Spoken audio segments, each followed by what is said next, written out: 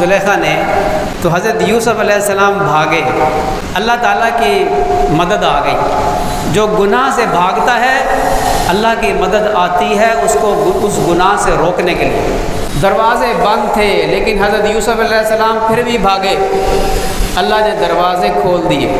اور جب عزیز مصر کو سامنے پایا تو حضرت یوسف علیہ السلام نے اپنی صفائی پیش کی اور زلیخا نے الزام لگایا، اور اللہ تعالیٰ شانہ نے مدد فرمائی۔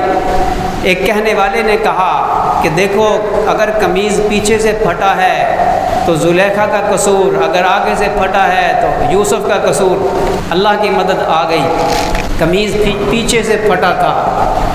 زلیخا نے کہا، زلیخا کو عزیز مصر نے کہا کہ تیری غلطی ہے، توبہ کر۔ اس موقع پر حضرت یوسف علیہ السلام نے ایک بات فرمائی تھی